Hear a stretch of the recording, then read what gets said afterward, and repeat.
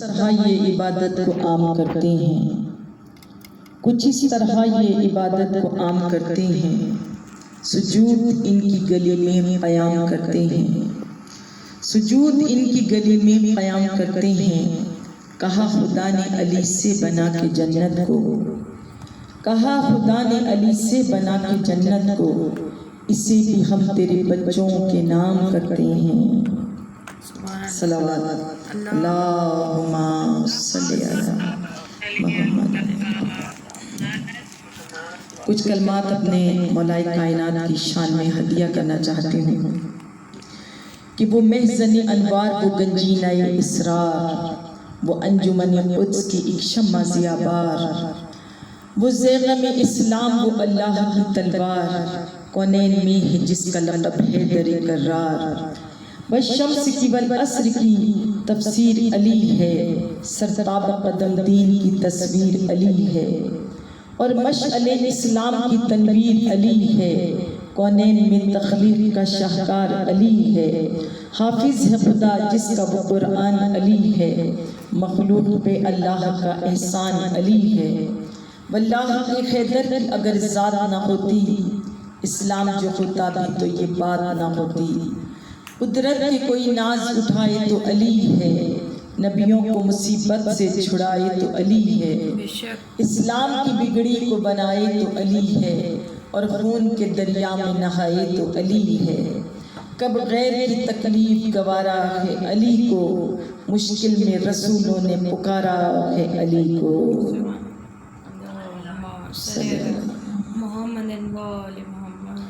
اعوذ باللہ من الشیطان الرجیم، بسم اللہ الرحمن الرحیم۔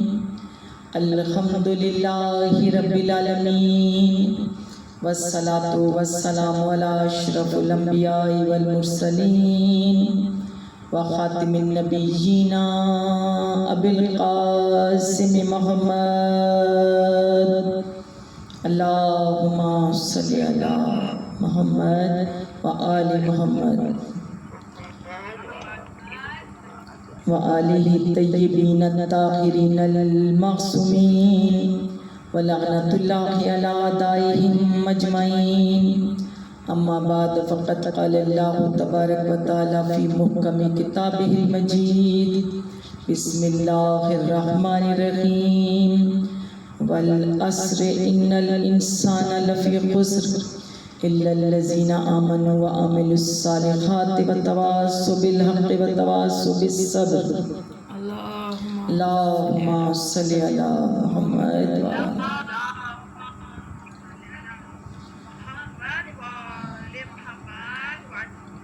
تمام تعریفیں اس بہترین پروردگار کے لیے جو تمام کائنات کا شہنشاہ ہے۔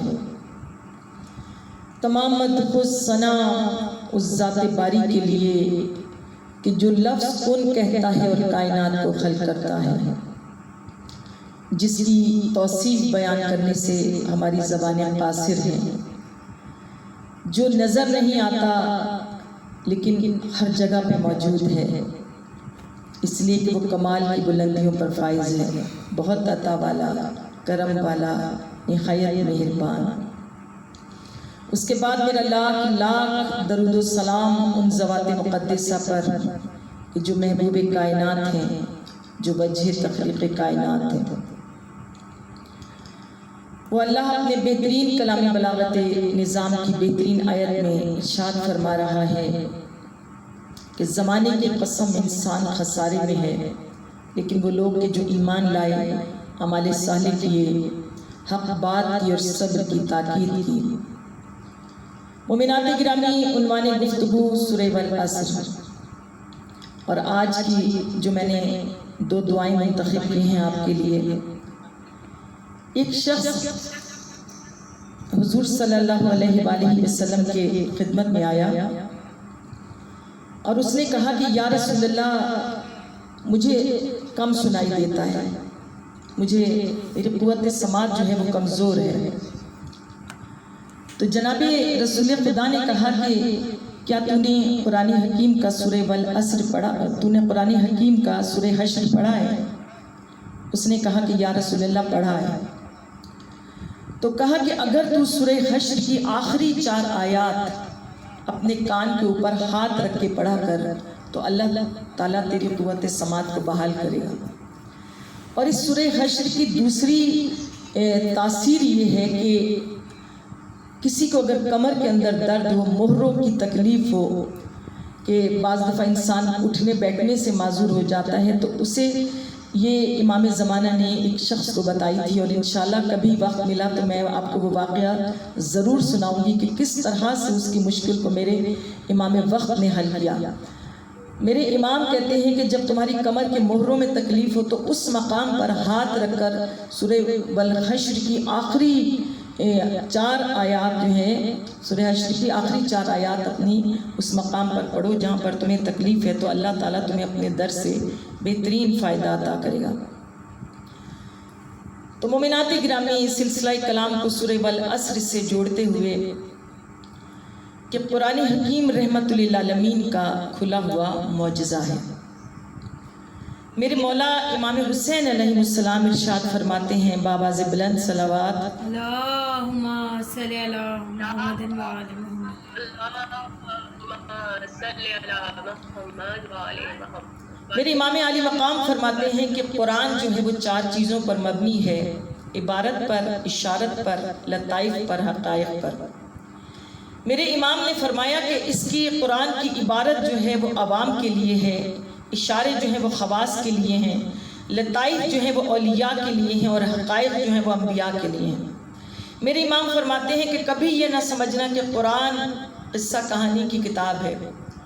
کہا کہ یہ جو معجزات انبیاء قرآن حکیم میں بیان ہوئے ہیں تو اس کا در حقیقت مطلب یہ ہے، مقصد یہ ہے کہ اس کے اشاروں کو سمجھو اور ان واقعات سے درس لو، اس سے تم سبق حاصل کرو۔ اس کے بعد امام علی مقام کہتے ہیں کہ اس قرآن کے اندر کل کائنات کا علم ہے۔ کہا کل کائنات کا علم جو ہے وہ کلام بلاغت میں ہے۔ تو جب قرآن کی بات ہوئی تو آپ یہ دیکھیے کہ آج یہ کائنات کس مقام پر ہے کہ اتنی ترقی کر چکی ہے یہ کہ آج دیکھیے پوری کائنات ہمارے ہاتھ میں آ گئی، پوری دنیا ہمارے ہاتھ میں ہے۔ یعنی یہ معجزہ نہیں کہ میں کتنی کروڑوں میل دور آپ سے کس طرح سے گفتگو کر رہی ہوں جیسے آپ میرے سامنے موجود ہیں، تو یہ ایک سائنس کا ایک بہترین معجزہ ہے۔ لیکن جس وقت آج بھی ہم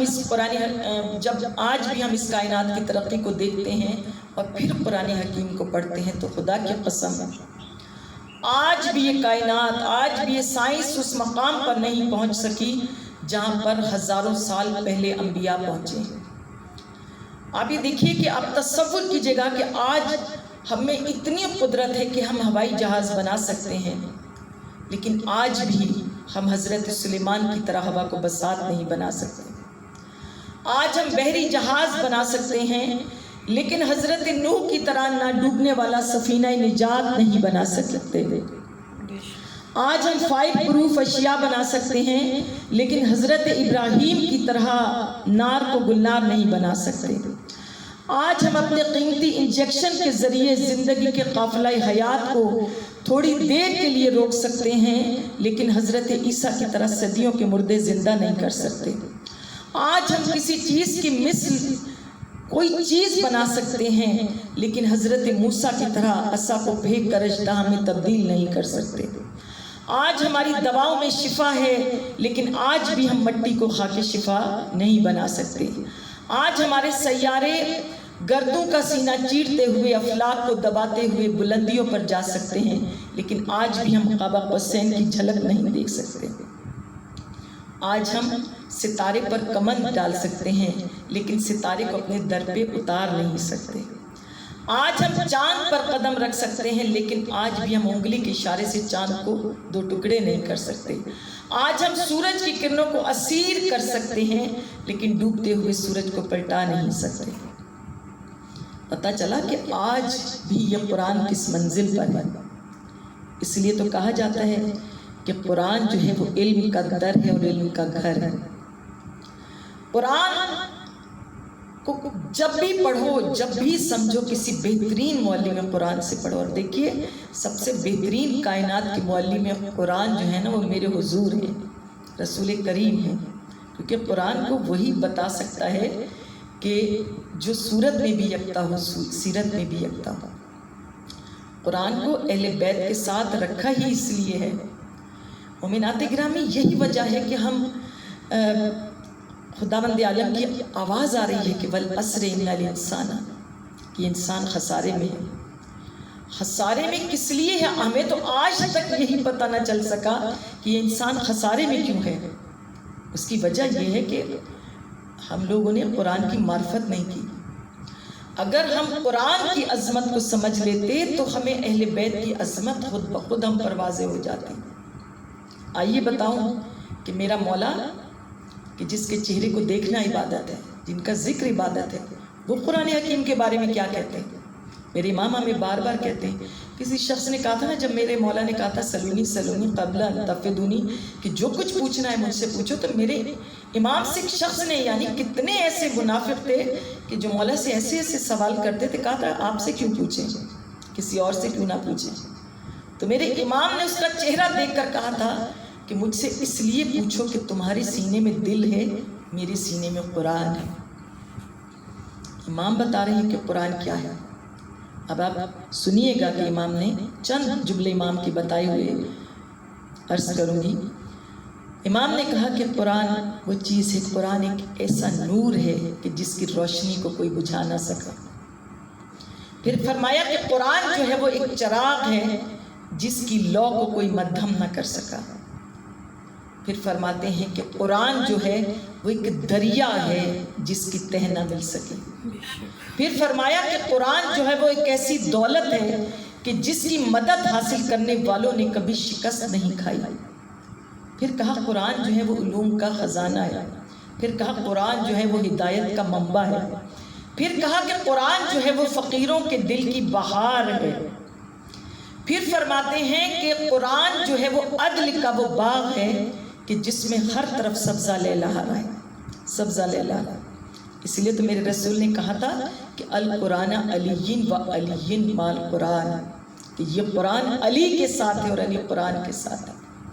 مومنات گرامی، ان کی عظمتوں کا کیا کہنا. خدا کی قسم، میں اکثر سب سے کہتی ہوں کہ اگر یہ دروازہ، یہ در، ہم اس در سے وابستہ نہ ہوتے، ہم نے ان کا دامن نہ تھاما ہوتا، تو آپ دل پہ ہاتھ رکھ کے بتائیے ہمیں کیا پتا تھا کہ خدا کیا ہے؟ ہمیں کیا پتا تھا کہ قرآن کی عظمت کیا ہے؟ ہمیں تو پتہ ہی نہیں تھا کہ ہمارے رسول کریم کی عظمت کیا ہے. ان ہستیوں کے در پہ آ کے پتہ چلا کہ خدا کیا ہے. دیکھیے کس کس طریقے سے ہدایت ہو رہی ہے، کس کس طریقے سے بتایا جا رہا ہے. کہ خوبصورت بات ہے اور واقعہ ہے کہ میرے مولا امام حسن علیہ السلام، اللہم صلی علی محمد و آل محمد، میرے مولا دسترخوان پہ بیٹھے ہیں. میرے مولا دسترخوان پہ بیٹھے ہیں، سامنے عبداللہ ابن عباس ہیں. بہت خوبصورت واقعہ، سنا ہوا واقعہ ہے، لیکن جتنی مرتبہ یہ ذکر کروں ایسا لگتا ہے جیسے ابھی سنا ہے. عبداللہ ابن عباس بیٹھے تھے دسترخوان پہ سامنے. ایک ٹڈی کہیں سے اڑتی ہوئی آئی اور دسترخوان پہ بیٹھ گئی. عبداللہ ابن عباس نے مولا کی طرف دیکھا اور مولا سے کہا کہ مولا دیکھیے اس ٹڈی کو خداوند عالم نے کس قدر بے مقصد پیدا کیا ہے. اس کا تو اس کائنات میں کوئی مقصد ہی نہیں. امام علی مقام نے عبداللہ ابن عباس سے کہا کہ کیا تم سمجھتے ہو کہ خداوند عالم نے اس کو بے مقصد پیدا کیا ہے؟ اس کا کائنات میں کوئی کام نہیں. تو عبداللہ ابن عباس نے کہا کہ مولا کیا مقصد ہے اس کا، کیا مطلب ہے اس کا؟ امام علی مقام نے کہا جھکو اور غور سے دیکھو، اس کے پروں کے اوپر سفید رنگ کی دھاریاں ہیں. امام علی مقام نے کہا اور عبداللہ ابن عباس نے جھک کر دیکھا تو دیکھا کہ پروں کے اوپر سفید رنگ کی دھاریاں ہیں. اور میں کہتی ہوں یہ مجھے اور آپ کو نظر آنے والی نہیں ہے، یہ امام وقت ہی دیکھ سکتا ہے. امام وقت کا معجزہ ہے کہ سب سے پہلی بات یہ کہ ہم اشارہ کریں تو وہ اڑ جائے، لیکن امام علی مقام کا حکم ہے کہ عبداللہ ابن عباس دیکھو، تو ٹڈی وہیں بیٹھی ہے اور عبداللہ ابن عباس دیکھ کے کہہ رہے ہیں کہ مولا ہاں نظر آ رہی ہیں سفید رنگ کی دھاریاں، اور میرے مولا کہہ رہے ہیں کہ یہ سفید رنگ کی دھاریاں نہیں ہیں، بلکہ پروردگار عالم نے یہ اس کے پروں پہ ایک عبارت تحریر کی ہے، اس کے پروں پہ ایک عبارت لکھی ہے۔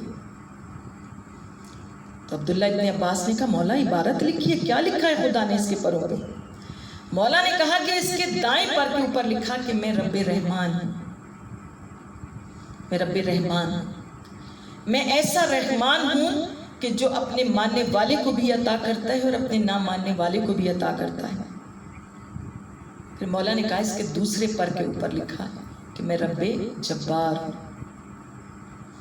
میں بعض دفعہ اسی ٹڈی کے ذریعے قوموں پر عذاب نازل کرتا ہوں۔ تو میرے مولا نے کہا کہ کبھی یہ نہ کہنا، کبھی یہ نہ کہنا کہ اللہ نے اسے بے مقصد پیدا کیا۔ آپ یہ دیکھیے کہ کبھی میں سانپ اور اژدہوں کو دیکھتی تھی، ہم لوگ کتنا اس سے ڈرتے ہیں، تو میں ہمیشہ سوچتی تھی کہ اللہ تعالیٰ نے شاید یہ ہمیں ڈرانے کے لیے یا ہمارے لیے عذاب کے طور پر اتارا ہے، لیکن منبر سلونی سے آواز آ رہی ہے کہ جو کچھ پوچھنا ہے مجھ سے پوچھو۔ امام کائنات سے رجوع کیا کہ مولا آخر یہ سانپ اور اژدہے کیوں بنائے گئے، عذاب کے لیے خلق کیے گئے؟ امام نے کہا خداوند عالم نے ان سے بھی کام لیا ہے، ان سے کار ہدایت لیا ہے۔ میرے امام فرماتے ہیں کہ بعض زمینیں ایسی ہیں کہ جس کی مٹی زہریلی ہے، اس کی مٹی میں قدرتی زہر ہے، کہا کہ اگر وہ زمین اور وہ مٹی انسان کے استعمال میں آ جائے تو انسان زندہ نہ رہے، انسان کو نقصان پہنچا۔ تو اللہ نے ان سانپ اور اژدہوں کو اس مقصد کے لیے پیدا کیا کہ جب یہ اس زمین کے اوپر رینگتے ہیں تو اس زمین کا زہر جو ہے اس مٹی کا زہر اپنے اندر جذب کرتے ہیں اور انسان کے لیے اس کو پاک صاف بناتے ہیں۔ تو اب پتہ چلا کہ کس قدر خوبصورت ہدایت ہے، کتنی بہترین ہدایت ہے۔ اور آپ یہ دیکھیے کہ ہم کتنے خوش نصیب ہیں کہ ان کے در سے وابستہ ہیں۔ میں تو کہتی ہوں کہ خدا کی ایسی بہترین پہچان کروائی، اور کہوں گی کہ جس طرح ایک مصور کی پہچان ہوتی ہے نا تصویروں سے، کوئی مصور پہچانا جاتا ہے اپنی تصویر سے، جتنی خوبصورت تصویر ہوگی اتنا ہی مشہور مصور ہوگا۔ تو اسی طرح کا مصور میرا پروردگار ہے، پروردگار ہے کہ جس نے اتنی خوبصورت ہستیوں کو خلق کیا ہے، اتنی خوبصورت ہستیوں کو دنیا میں بھیجا ہے کہ پروردگار نے کہا کہ ان کے سجدوں سے ہی تو میں مسجود بنا ہوں، ان کی عبادتوں سے میں معبود بنا ہوں، ان کی تسبیح سے میں قدوس بنا ہوں۔ تو اللہ ان سے پہچانا گیا، اللہ نے ان سے اپنی پہچان کا کام لیا۔ ہم خدا تک آ نہیں سکتے، پہنچ نہیں سکتے، ہم خدا کو دیکھ نہیں سکتے۔ اللہ نے کہا مجھے نہ دیکھو، ان کو دیکھو، ان کو دیکھو، اگر یہ راضی ہیں تو سمجھ لو میں راضی ہوں، اگر یہ ناراض ہے تو سمجھ لو میں ناراض ہوں۔ علامہ عقیل الغربی نے ایک جملہ کہا تھا جو میرے دل کے اوپر نقش ہو گیا۔ انہوں نے کہا تھا کہ میں اکثر یہ سوچتا ہوں کہ مولائے کائنات جس کے سامنے جھکتے ہوں گے وہ رب کیسا ہوگا، میرے رسول کریم جس کو سجدہ کرتے ہوں گے وہ اللہ کیسا ہوگا، جس کے لیے حسن و حسین تسبیح پڑھتے ہوں گے وہ اللہ کیسا ہوگا۔ تو مومنات گرامی، ہم وہ خوش نصیب لوگ ہیں۔ میں نے کہا نا کہ آپ ایک سجدہ اس بات پہ ضرور کیا کیجئے کہ اللہ نے ہمیں علی جیسا امام عطا کیا۔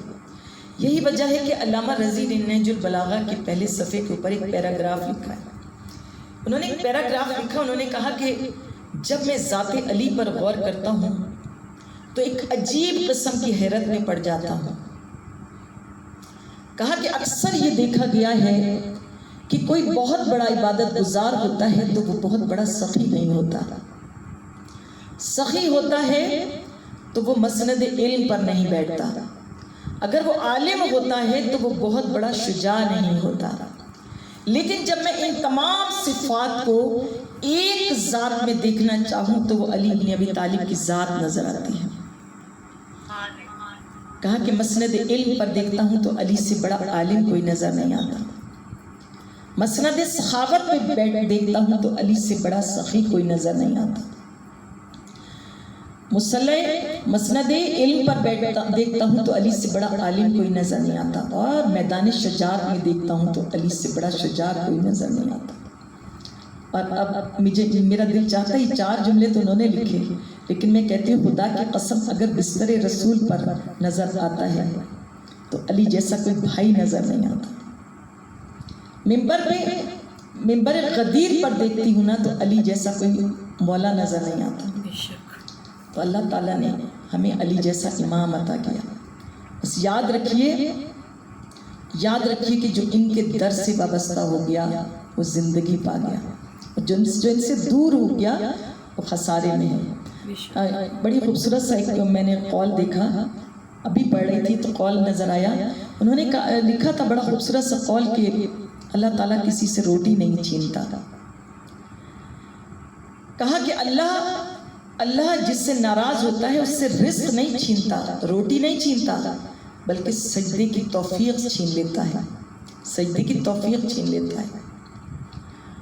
کہا اور یہی انسان کا سب سے بڑا خسارہ ہے۔ ہمارا تعلق اس امام سے ہے، اس امام سے ہمارا تعلق ہے کہ جو مصلی عبادت پہ آ جائے تو بھی عبادت ہو جائے، مصلی کو چھوڑ کر سو جائیں تو بھی عبادت ہو جائے، سجدے میں جھک جائیں تو رضائے پروردگار، اور سجدے کو چھوڑ کر سو جائے تو رضائے الہی سودا کر لیں۔ آپ کا اور میرا امام وہ امام ہے کہ جو مصلی عبادت پہ بیٹھ کے دعا کر رہا ہے، اے خدا میں نے تیرا سجدہ نہ جنت کے لالچ میں کیا نہ جہنم کے خوف سے کیا، تو میرے سجدے کے لائق ہے، تو میرے سجدے کا اہل ہے، تو میں نے تیرا سجدہ ادا کیا۔ سوچئے کہ جب لائق سمجھ کے، اہل سمجھ کے اس رب کو سجدہ ہو رہا ہوگا تو وہ سجدہ کیسا ہوگا۔ تو مومنات گرامی، ان کی محبت انسان کو زندہ کر دیتی ہے، ان کی محبت نے انسان کو زندگی دی ہے۔ اور آپ یہ دیکھیے کہ آیت اللہ کاظم قزوینی، ان کو 17 سال کے بعد ان کو قبر سے نکالا گیا۔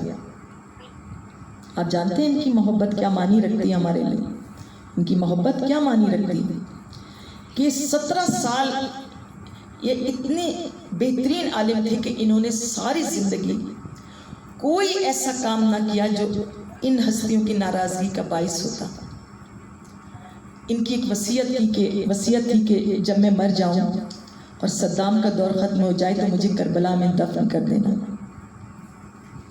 17 سال کے بعد آقا خامنائی نے حکم دیا کہ ان کی وصیت پہ عمل کیا جائے اور ان کو کربلا مولا میں دفن کر دیا جائے۔ 17 سال کے بعد جب اس کو ان کی قبر کو کھولا گیا، مجھے اور آپ کو علم ہے، ماشاءاللہ صاحب علم مجمع مجھے سن رہا ہے، آپ یہ دیکھیے کہ کہتے ہیں کہ 1 مہینے سے زیادہ انسان کا جسم باقی نہیں رہتا، 1 مہینہ نہیں تو چلے 6 مہینے میں، 1 سال میں انسان خاک کے ساتھ خاک ہو جاتا ہے۔ کہتے ہیں کہ جب ان کی قبر کو کھولا گیا تو پہلی سلیب جس وقت گورکر نے ہٹائی تو اس نے سوچا کہ بس میں اس طرح کر کے ایسے کر کے ان کی باقیات کو اکٹھا کر لوں گا۔ اس نے ہاتھ جب ڈالا تو اس نے کہا بس میں ایسے ان کی باقیات کو لے لوں گا، لیکن جس وقت اس نے پہلی سلیب ہٹانے کے بعد اس نے اندر ہاتھ رکھا تو اس کو ایسا لگا کہ جیسے اس نے کسی زندہ انسان کے اوپر ہاتھ رکھا ہے، زندہ انسان پہ ہاتھ رکھا۔ دوسری سلیب ہٹائی گئی، تیسری سلیب ہٹائی گئی، اور سب سے پہلی بات کہ جو میں شاید بھول نہ جاؤں کہ انہوں نے زندگی میں سب سے خوبصورت کتاب جناب فاطمہ زہرا پر لکھی تھی، اور ان کی وصیت تھی کہ میری کتاب کو میرے ساتھ قبر کے اندر دفن کر دیا جائے، اس لیے کہ جب میرے امام زمانہ مجھ سے میری قبر میں آئیں گے، آپ یقین کی کیفیت دیکھیے۔ ہم تو یہ سوچتے ہیں نا پتہ نہیں مولا آئیں گے بھی کہ نہیں، لیکن یقین کی کیفیت دیکھیے کہ ان کو یقین ہے کہ میری قبر میں امام زمانہ آئیں گے، تو کہتے ہیں کہ جب امام آئیں گے تو میں یہ کتاب جو ہے میں ان کو تحفے میں دوں گا۔ تو جب ان کی قبر کو کھولا گیا اور دیکھا گیا کہ ایسا لگا کہ جیسے ابھی کسی کو دفنایا تھا، ان کے جس وقت जसद अतहर को निकाला गया। आप ये देखिए कि मैंने इनकी शक्ल की ज़ियारत की है। मुझे ऐसा लगता है जब उनका चेहरा दिखाया गया तो आक़ाए ख़ामनाई बेसाख्ता सुभान अल्लाह कह रहे थे। दुनिया के मुंह से निकल रहा था सुभान अल्लाह, क्योंकि इनका चेहरा एक 18 साल के जवान की तरह था। और मैंने इनका चेहरे की जब ज़ियारत की तो आप ही देखिए, इनके चेहरे के जो गाल थे उस पर सुर्खी थी और इनके लबों पे मुस्कुराहट थी। ऐसा लगता था जैसे 18 साल का जवान सो रहा है। और फिर इनकी जनाजे को निकाला गया और इनके जसद अतहर को करबला ले जाकर करबलाई मोहल्ला में दफन किया गया। तो मैंने कहा मोमिनात गिरामी, इनकी मोहब्बत क्या मानी रखती है। इनको न जाने कौन सी बात मेरी शहजादी को इतनी पसंद आ गई कि खुदावंद आलम ने इतना बड़ा मर्तबा अता किया कि 17 साल के बाद ईरान से इनको करबलाए मोहल्ला में दफन किया गया। अल्लाह ताला से दुआ किया कीजिए कि परवरदिगार हम सबको भी सीरत अहले बैत पर अमल करने की तौफीक अता फरमाए। मेरे रसूल करीम कहते हैं कि जब खुदावंद आलम की किसी पर नज़र करम होती है, मेरे इमाम कहते हैं कि जब खुदा पर किसी की नज़र करम होती है तो वो उसे अल्लाह ताला उसे हुसैन का गम अता कर देता है। तो अल्लाह ताला की हम पर खुसूसी नज़र करम है कि अल्लाह ताला ने हमें ये गम अता किया। और मोमिनात गिरामी, मेरे हुजूर कहते हैं, मेरे हुजूर का फरमान है कि जब मेरी क़यामत के दिन अपनी बेटी फ़ातिमा से मुलाकात होगी तो मेरी बेटी की मुलाकात इस हालत में होगी कि मेरी बेटी ज़ख्मी होगी और मेरी बेटी मक़तूल होगी, मेरी बेटी का चेहरा गमज़दा होगा। उस वक्त एक बाप होने की हैसियत से मैं उस वक्त बद्दुआ करूँगा कि परवरदिगार, जिसने मेरी बेटी के पर जुल्म किया, जिसने मेरी बेटी को तकलीफ दी, परवरदिगार तू उनसे उनका हिसाब कर ले। मोमिनात गिरामी, आंसुओं ने बता दिया कि मेरी शहजादी इस सफ़े अज़ाब पे आ चुकी है। मेरी वो बीबी कि जिनका जिगर भी छलनी है, जिनका पहलू भी ज़ख्मी है, यहाँ आकर वो हमसे कुछ नहीं कहती, कुछ नहीं कहती, बस इतना कहती है कि मुझे मेरे गरीब हुसैन का पुरसा ऐसे दिया करो जैसे एक बेवा अपने कड़ियल जवान के लाशे पे रोती। मोमिनात गिरामी, जब कासिम का जिक्र सुन के आपके दिल पर चोट लगे, जब आपकी अकबर की बर्ची आपको रुला दे, अब्बास के बाजू आपको रोने पर मजबूर कर दे, तो एक मर्तबा सीने पर हाथ मार के कहिएगा, बीबी भरे घर का बहुत अरमान है, भरे घर का पुरसा कबूल कीजिए। अल्लाह ताला आपके जवानों को सलामत रखे, आपके घरों को आबाद रखे, किसी का घर ऐसे न उजड़े जैसे मेरी बीबी का घर उजड़ गया। आज 7 मुहर्रम है, 7 मुहर्रम से 2 मुसीबतें मंसूब हैं। एक आज के दिन पानी बंद किया गया और दूसरा हजरत कासिम की शहादत। मोमिनात गिरामी, कहते इमाम हुसैन अपनी फौज को मुरतब कर रहे हैं, फहरिस्त तैयार हो रही है, फौज को मुरतब कर रहे हैं कि कौन रोज़े आशूर सबसे पहले मैदान करबला में जाएगा, कौन जंग के लिए जाएगा। अज़ादारो, एक 14 साल का बच्चा है जिसका तारीखों में ये हुलिया लिखा है कि गिरबान खुला है, होंठ खुश्क है, बाल बिखरे हैं। वो बच्चा बार बार इमाम के पास आता है और इमाम से पूछता है कि मौला, क्या शहीदों में मेरा नाम भी है? इमाम हुसैन जवाब नहीं देते, बार बार उसे खेमे में भेज देते। एक मरतबा वो बच्चा जब 3-4 दफ़ा इमाम ने उसे जवाब नहीं दिया तो अपने खेमे में आया और कहा कि अम्मा, मुझे कोई फटा पुराना लिबास पहना दो, मैं नजफ अशरफ के रास्ते में बैठकर फरियाद करूंगा कि मौला मेरी कुर्बानी को कबूल नहीं कर रहा।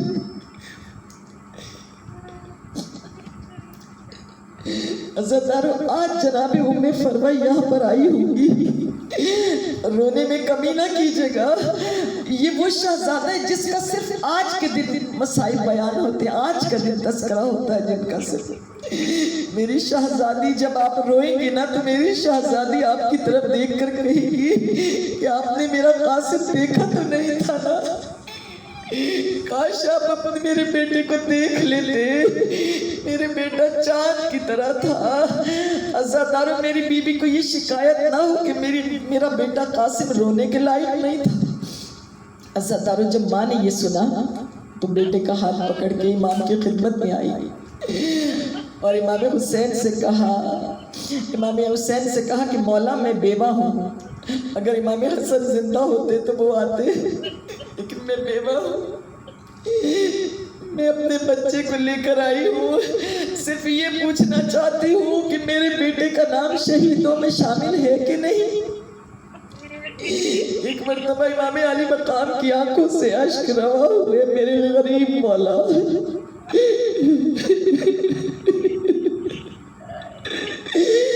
मेरे गरीब मौला ने सर को झुकाकर कहा, फिक्र न करो, तुम्हारी कुर्बानी सबसे ज्यादा मकबूल होगी। जब रोज़े आशूर आया, अज़ादारों, माँ ने कासिम को दूल्हा बना दिया। अज़ादारों, बड़ी तमन्ना थी कासिम का सेहरा देखने की। अज़ादारों, लोग कहते हैं मेहंदी क्यों निकालते हैं, सेहरा क्यों सजाते हैं, ये सब रिवायत गलत है, लेकिन मैं ये कहती हूँ बेशक आप मेहंदी ना निकालें, सेहरा ना, लेकिन एक बीबी के दिल की तमन्ना थी कि जब मेरा कासिम जवान होगा मैं उसके सेहरा सजाऊंगी, उसके हाथों में मेहंदी लगाऊंगी। हाय रोज़े आशूर, मेरी बीबी ने कासिम को दूल्हा बना दिया। मेरे मौला ने कासिम को जब सवार किया ना तो कहते हैं कि इतने छोटे थे कासिम के रकाबों तक पैर नहीं पहुंच रहे थे। मेरे मौला ने ये कहकर रुखसत किया, जाओ मेरे भाई की निशानी, खुदा हाफिज। ये कहकर अज़ादारों, मेरे मौला टीले पे खड़े हो गए, कासिम की जंग देखने लगे।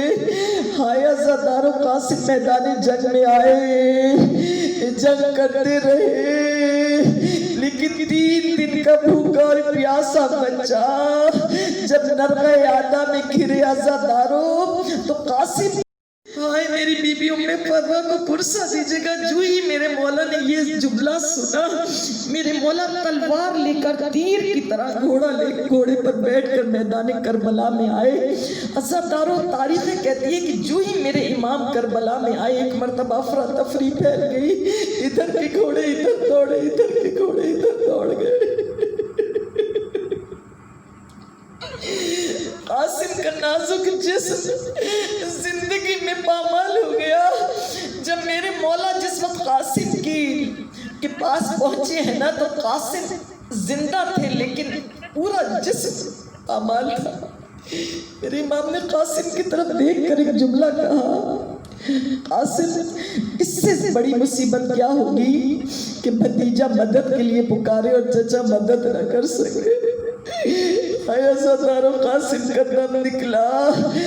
मेरे इमाम ने हाय कासिम को उठाना चाहा, सर उठाया, हाथ गिर गया, हाथ उठाया, पैर गिर गया। कासिम का जिस्म इतना टुकड़े टुकड़े था कि अज़ादारों, लाशा उठ नहीं सकता था। मेरे मौला ने क्या किया कि अपा बिछाई, कासिम की लाश का एक एक टुकड़ा अबा के दामन में रखा और अज़ादारों, एक पोटली बना के मेरे मौला जिस वक्त खेमे में लाए तो माँ ने एक मर्तबा देखा, एक मर्तबा पुकार के कहती है, मौला सबके लाशें लाई, क्या मेरा बेटा इस काबिल नहीं था?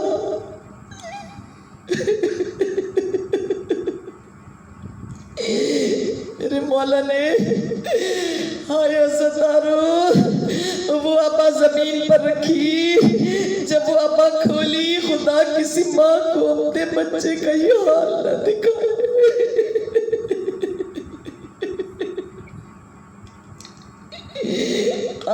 माँ ने देखा कासिम की लाश टुकड़े टुकड़े है।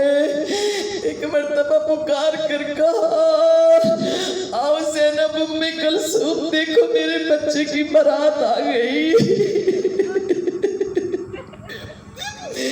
मेरे बच्चे की बारात आ गई। आया सदारों बीबियां गिर्द जमा हुई। आया सदारों माँ सजदा शुक्र कर रही है और मेरा मौला आसमान की तरफ देख कर कह रहा है वाह गुरबता, आज हुसैन गरीब हो गया, न मेरा अकबर बचा न मेरा कासिम बचा। फुर्सत दीजिए मेरे मौला को।